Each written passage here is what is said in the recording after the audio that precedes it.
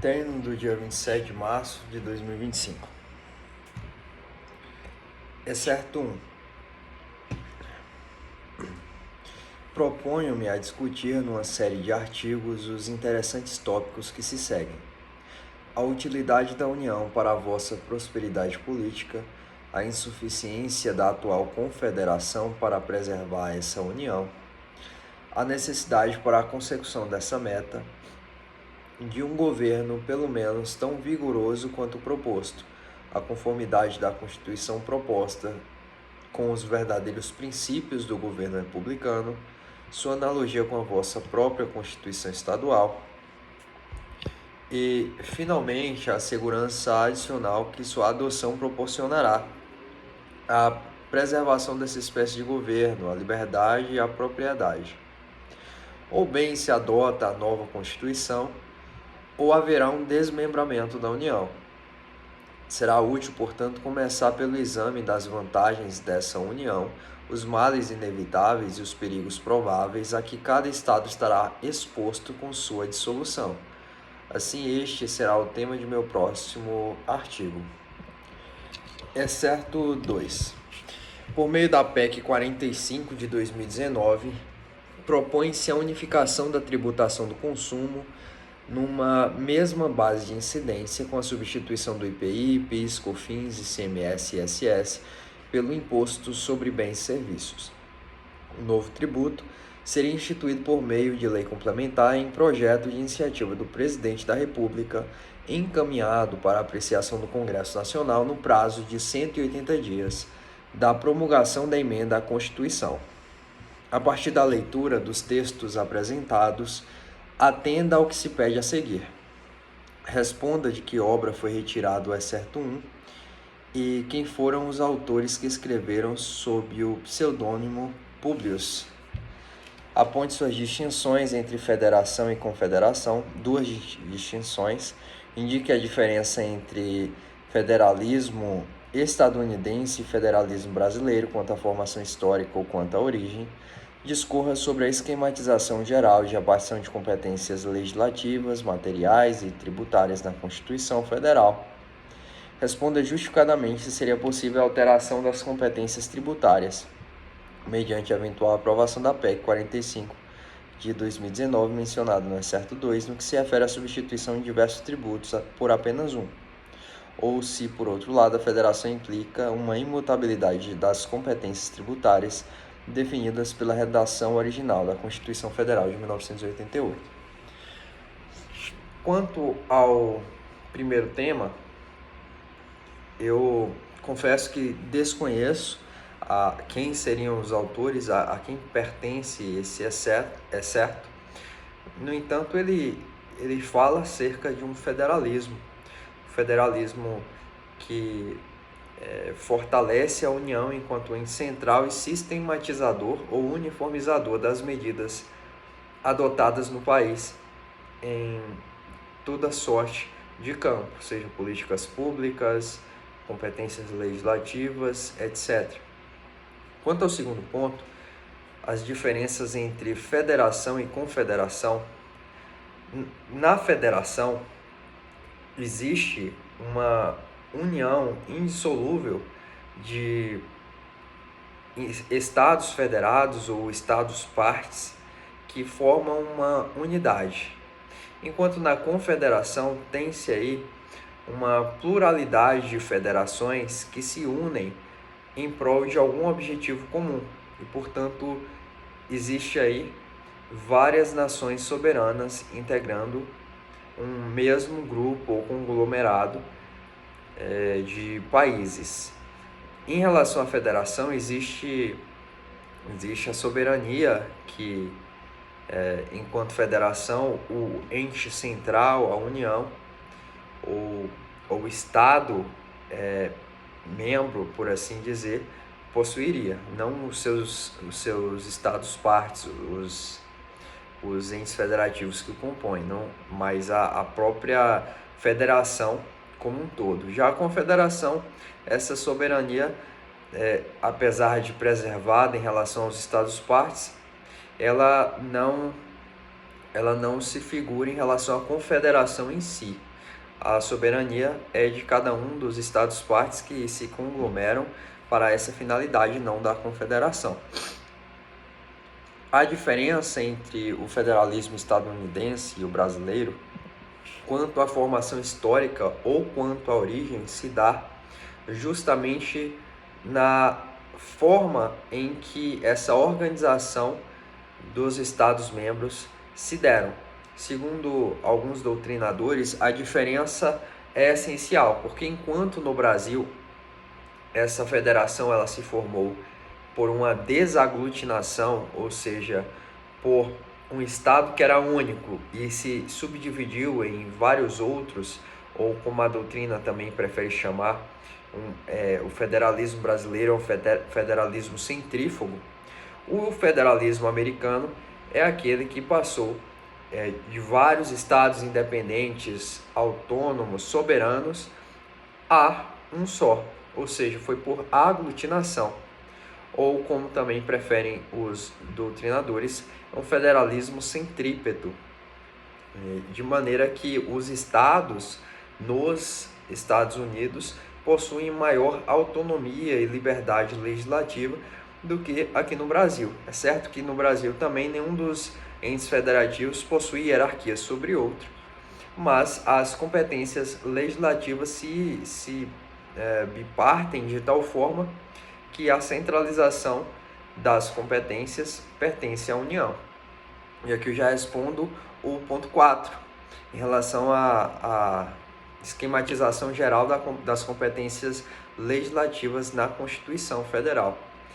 Essas competências estão subdivididas em competências privativas da União, estão previstas nos artigos 21 e 22 da Constituição Federal, em que a União tem a primazia para legislar, embora possa, por intermédio de lei complementar, dispor de de delegação para os estados ou municípios para legislarem, ou a competência concorrente ou comum. Na competência concorrente estão situados a União, os estados e o Distrito Federal, de maneira que a União detém essa centralização e pode legislar acerca de normas com caráter mais generalistas, mais gerais. E os estados ficam ali, e o Distrito Federal, com essa legislação, essa possibilidade de legislar de maneira subsidiária, em que pese na não existência de normas gerais por parte da União, os estados e o Distrito Federal possa ali legislar sobre para suplementar essa legislação faltante ou complementar. O suplemento seria no caso de já existir alguma norma. Dito isso, a Constituição também estabelece, a partir do artigo 145, as competências tributárias, de maneira que cada um dos entes federativos possuem os impostos que podem instituir. A doutrina majoritária entende que trata-se de uma faculdade de instituição desses impostos, tributos em geral, tributos enquanto gênero, e cada um desses entes ficou com parcela dessa competência tributária, de modo que um ente não pode ter ingerência nas competências tributárias de outros entes federativos.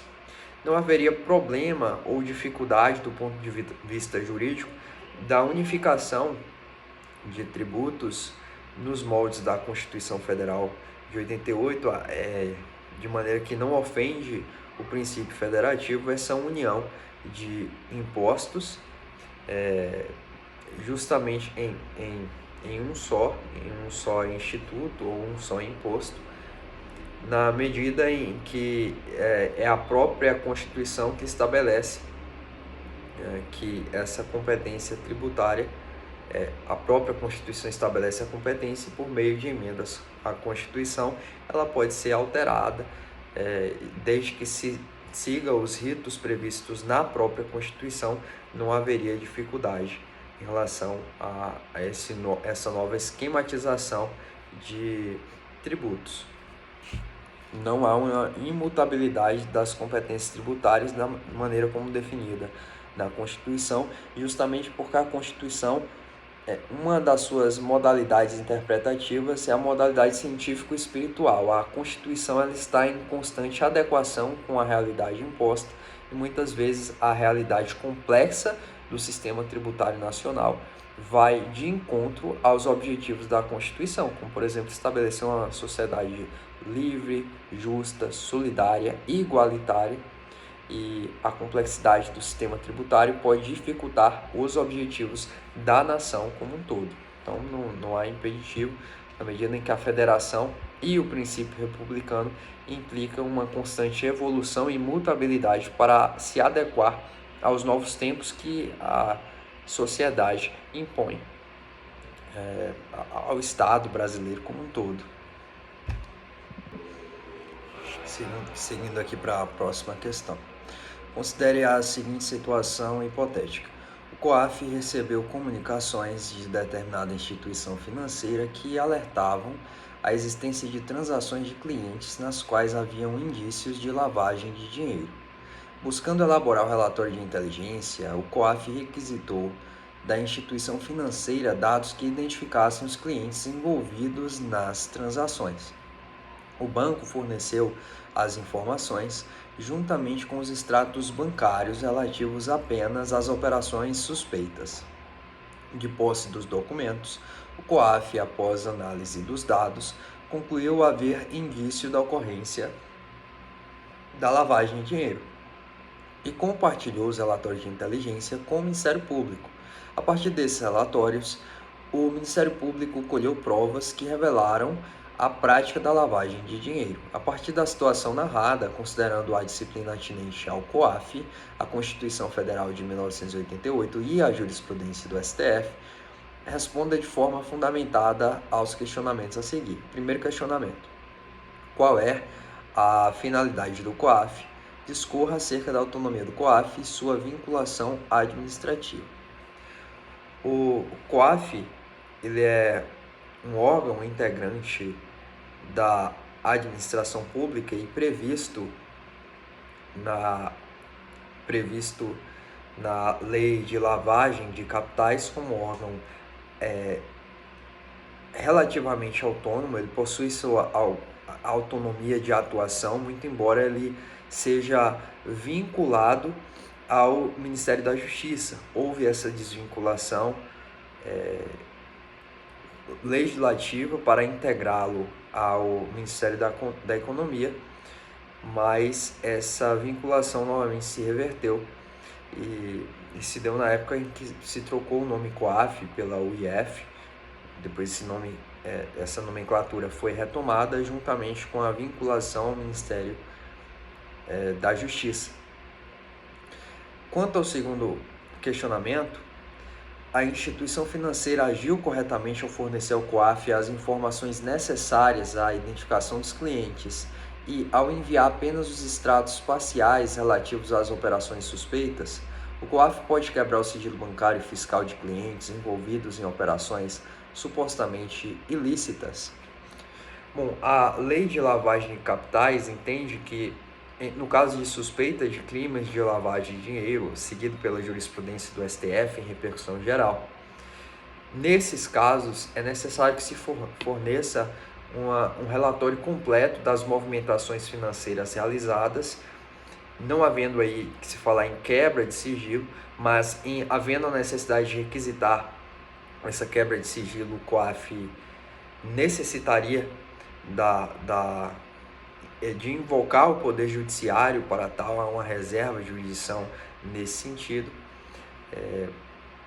ou melhor dizendo, gostaria de refazer a minha resposta nesse ponto, porque o COAF, segundo entende o STF, ele é um dos órgãos que pode requisitar a quebra de sigilo bancário e fiscal, haja vista que o STF entendeu que nesses casos a reserva de jurisdição seria dispensada, haja vista as próprias atribuições desse órgão. E de maneira que, havendo operações supostamente ilícitas, poderia ele requisitar a quebra desse sigilo financeiro e fiscal a embasar determinada investigação para verificação de se houve ou não crime de lavagem de dinheiro. E quanto ao ponto 3, o compartilhamento direto dos relatórios de inteligência pelo COAF com o Ministério Público seja a nulidade das provas que vierem a ser obtidas pelo parquê?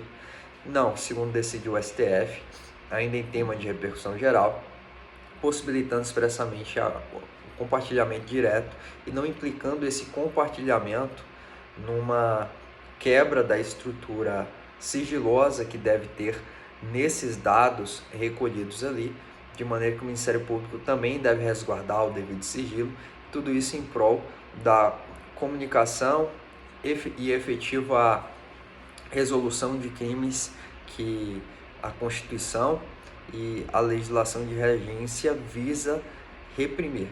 Portanto, segundo o STF, não haveria aqui inconstitucionalidades ou mesmo ilegalidades.